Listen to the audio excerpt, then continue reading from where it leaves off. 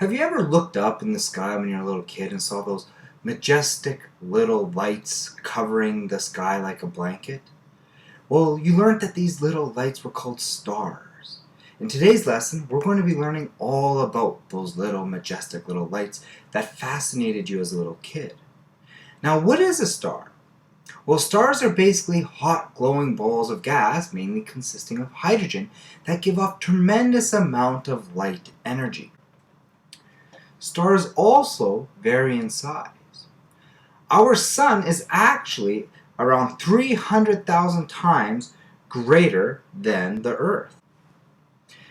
Now they also vary in density, where our sun is actually 1.4 times more dense than water, but also they vary in color. Now I want you to think about that. Our sun is mostly hydrogen. Okay, it's a ball of gas, hydrogen gas, but it is 1.4 times more dense than water. So technically water would float on top of this hydrogen gas. Now we said that stars vary in color. Now that's very important information because it tells us certain particular information, or helps tell us, along with the brightness, particular information about the star's heat. So let's look at this here. Now, here is something called the Hertzsprung-Russell diagram. On my y-axis, I have my brightness, and on my x-axis, I have my temperature. So right here is the hottest temperature, and it decreases as I go down the x-axis to the right, whereas my brightness increases as I move up. I want you to look at something here. If we think of a fire, the hottest part of the flame is the white part, and then blue, and then the coolest part is the red part of the flame. And that's the same thing here.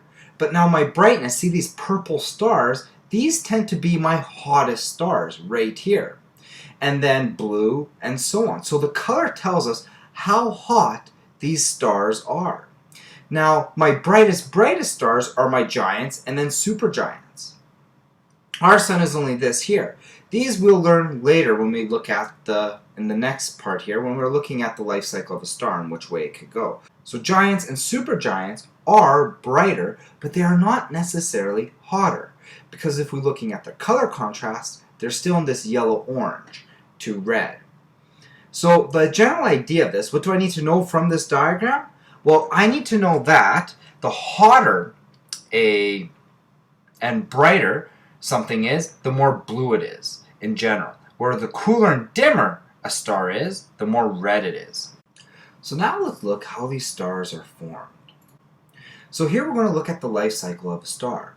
Now I'm not going to get into too many details right now about each part of the life cycle or each stage of a star's life. We'll get into that a little bit later in the lesson, but right now we're just going to go over the basic lifestyle of a star. So stars first start off over here as a nebula. And now a nebula is just a bunch of gas and particles and dust, so gas and space dust. And then they start coming together to form something called a protostar. Now a protostar starts heating up, and it could go in one of two ways.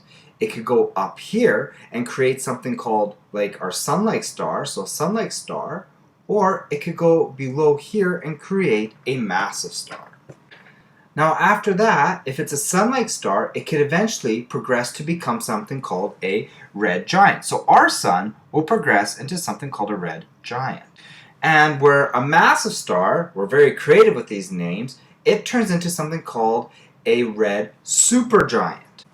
Now, a red giant then will then start compressing, and it turns into a white dwarf, which then turns into a black dwarf once it cools off. Whereas a red giant then undergoes something called, you might have heard this, a supernova. Now, after supernova, it could split off and go two ways. It could either then become a neutron star or a black hole. So now that we know the order of a life cycle of a star, now we're going to learn what happens at each stage of this life cycle. So let's first look at the birth of a star. The birth of a star is when it is first a nebula, which is mostly just gas and space dust. Now, 75% of the nebula is going to be hydrogen. 23% of the nebula is going to be helium, whereas 2% is going to be oxygen, nitrogen, and carbon. Now, all of these things are composed of interstellar matter of previous exploding stars. Now, our nebula is going to start rotating and swinging together due to gravity. So gravity comes around, and remember, each little particle has gravity. Everything has gravity. So you to your computer desk or whatever device you're watching, there's gravity attracting you.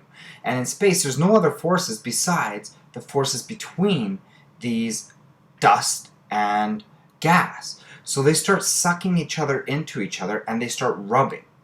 So gravity starts the nebulae rotating, drawing more material in. Now, eventually the friction causes the core to increase in temperature, and it begins to climb more and more and more until it starts to glow. This is called the protostar.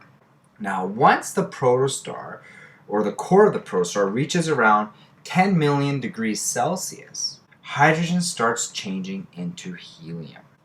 This process is called fusion, and it creates a great amount of energy. That is mostly what's happening into our sun right now. So now we're moving on to the next stage, which is the longest stage of a star's life. This is the sun-like or massive star stage of the life cycle of a star. So most stars spend most of their life as a sun-like star or a massive star. In the sun-like and massive star stage, the main thing that the star is doing at this time is converting hydrogen to helium in something called fusion. So if the main process or work of a sun-like or massive star is to convert hydrogen into helium through fusion, what happens when all the hydrogen is used up? Well, when all the hydrogen is used up, that's when we go into the next stage of the star, which is the red giant or red supergiant. So the red supergiant is when the hydrogen gas has been used up and the stable state of the star starts to shrink in size. So now that the hydrogen is used up, the heating of the helium core starts to fuse together. So now we're having fusion of helium into carbon, and then carbon will start fusing to other elements. So the gravity causes the star to even further contract, and more nuclear reactions occur, leading to the expansion of the outer layers of the star.